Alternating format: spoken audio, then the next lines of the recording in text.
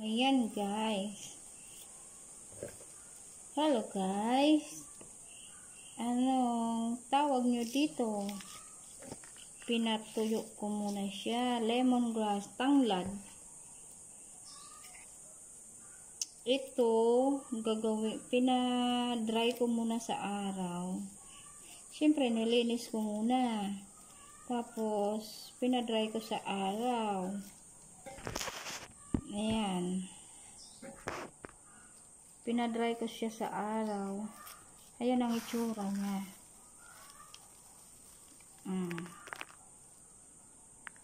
Green pa rin. Tapos, hiniwa-hiwa ko ng ganito, maliliit. Ida-dry ko siya ulit sa araw. Tapos nun, i-blender natin. Huwag niyong lalagyan ng kahit anong tubig. Yung pang ano lang, pang capsule blender. Alam niyo yung capsule blender? Yung pang powder lang talaga siya. Hindi na siya lalagyan ng tubig.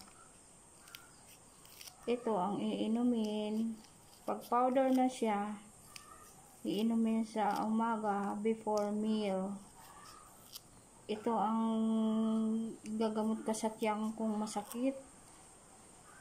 Ilang buwan na tong tiyang kung masakit sa bandang kaliwa. Lalo na pag nakakain ako.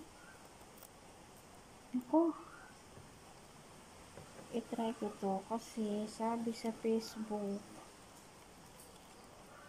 gamot nga daw to. Walang masama kung subukan natin. Diba guys? Kasi nasa halamang gamot din ang gamot natin. Nasa halaman din ang gamot ng katawan natin dahil gawa ng Diyos to. Ginawa tayo ng Diyos. Kaya yung gawa din ng Diyos ang pagpapagaling sa atin. God is always good. Thank you God.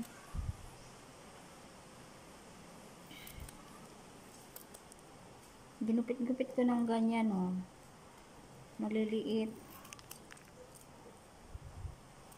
Para madali na siya matuyo at malutong na siya. Pag grinder, malutong na siya. Powder talaga ang lalabas. Naging powder siya.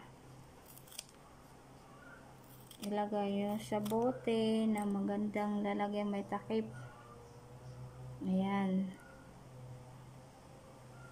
Yan lang guys. Ingat kayo.